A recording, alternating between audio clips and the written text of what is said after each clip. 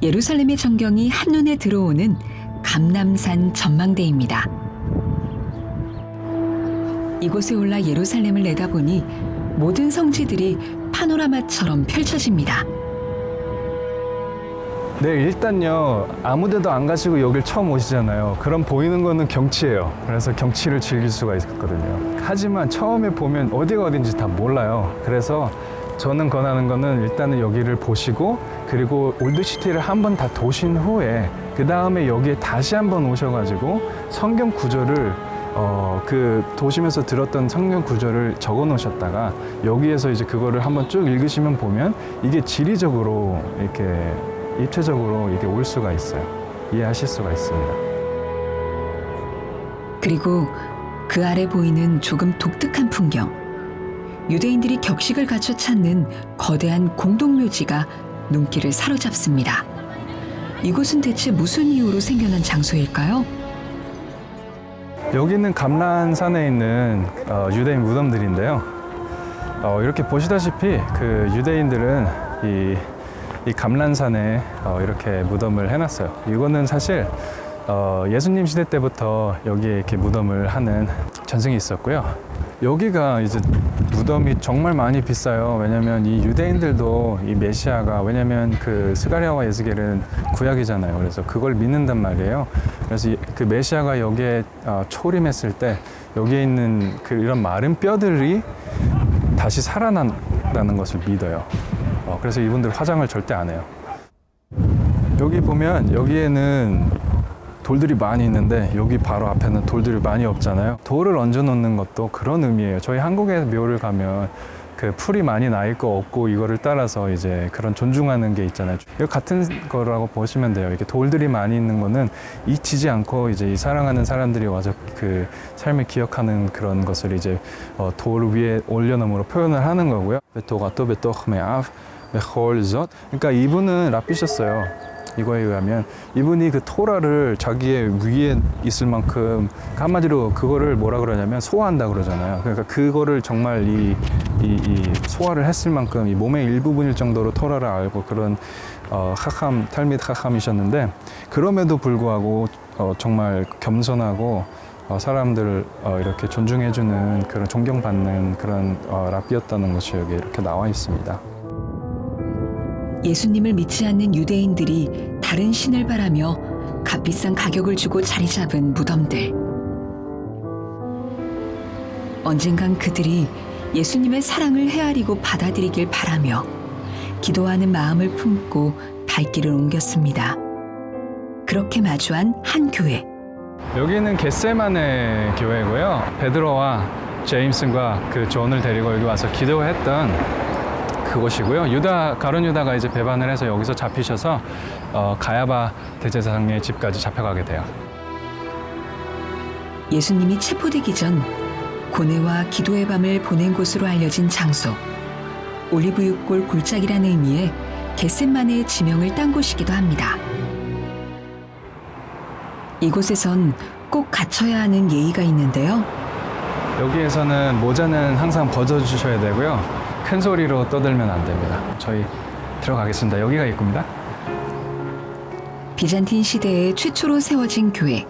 사실 예수님께서 이 교회에서 기도를 하신 것이 아닌 기도자리로 추정되는 바위를 중심으로 생긴 곳이랍니다. 12개 돈 모양의 지붕을 중심으로 예수님의 고통과 세상의 고통을 하나님께 바치는 의미의 정교한 모자이크가 새겨진 내부. 그런데 보통 교회보다 조금 어두운 느낌이 드는데요. 여기를 딱 들어오시면 처음 느낌이 깜깜하다 이런단 말이에요. 그 왜 그러냐면은 여기 디자인할 때, 팔로체가 여기 디자인할 때 예수님께서 여기서 그 고통을 느끼면서 하나님께 드렸던 그 기도의 고통의 시간을 표현하고자 햇빛이 안 들어오게끔 창문을 이렇게 다 만들었어요. 원래는 여기에 보시면 이렇게 유리 밑에 모자이크가 있듯이 이거는 비잔틴 시대 교회에 있었던 그 모자이크를 담고 있어요. 비잔틴 시대 교회가 함께 무너지게 되면서 십자군 시대 때 이것을 다시 크게 중축을 하거든요. 그 잔해들을 저희가 여기서 볼 수가 있어요. 저기를 보시면 성교회 벽을 저게 이제 십자군 시대에 있었던 그 교회의 흔적들이고요. 그래 보면 이 돔이 12개예요, 위에. 그리고 그 각 돔마다 나라 국기가 있어요. 그래서 이거 뭐지? 이러실 수가 있는데 이 나라들이 여기에 그 헌금을 해서 이 교회를 지을 수 있었다고 해서 이렇게 전놨습니다. 그래서 또 다른 이름은 만국교회. 사실 이 교회의 가장 중요한 것은 바로 여기입니다. 바로 예수님의 기도터인데요. 여기에서 바로 하나님과 기도를 씨름했던 그 장소예요.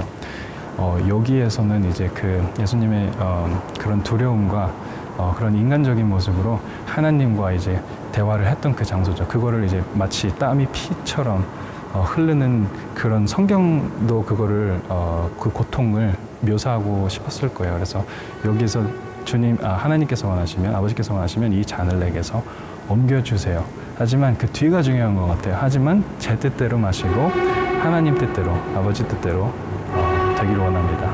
네, 그 장소가 바로 저기입니다.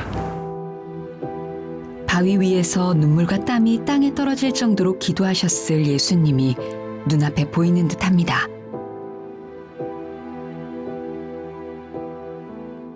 깊은 밤, 예수님은 어떤 심정으로 기도를 하셨을까요? 깊은 여운을 담은 겟세마네 교회를 뒤로하고 예수님께서 다시 우리에게 돌아오신 장소를 향해 발길을 옮겨봅니다. 예수님이 승천하셨다는 감람산 꼭대기에 세워진 곳인데요. 그 어센션은 승천을 의미해요. 그래서 여기는 승천을 나타내는 교회고요.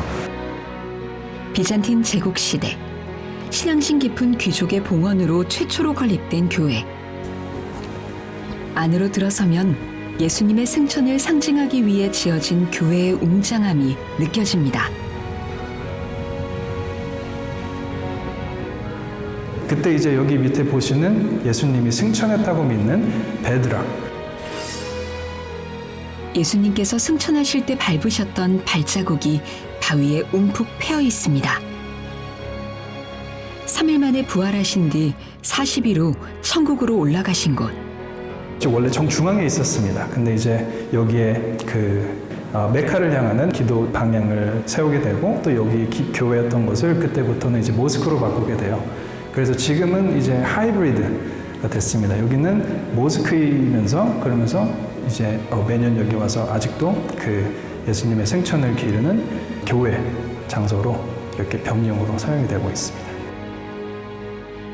거룩하신 예수님의 하늘길 앞에서 절로 무릎을 꿇고 말없이 그 성스러운 모습을 기리며 기도를 하게 되는 곳이었습니다. 그 카톨릭이나 이런 구교는 거룩하다는 것이 물질적이에요. 그래서 이제 성수나 그런 것들이 이제 거룩이 이제 물질적으로 오기 때문에 여기에 대고 이제 기도를 하면 여기에 있는 거룩함이 이제 사람에게 옮겨지는 그런 생각을 갖고 이제 보통 대고 하시는데, 근데 이제 이런 장소에 오셨으면 그런 의미가 아니더라도 이제 이렇게 한번 만져보고 예수님께서 여기를 밟으셨다니까 만져보고 같이 이렇게 그런 기분을 느끼면서 또 이렇게 기억하면서 그렇게 기도를 하는 거죠.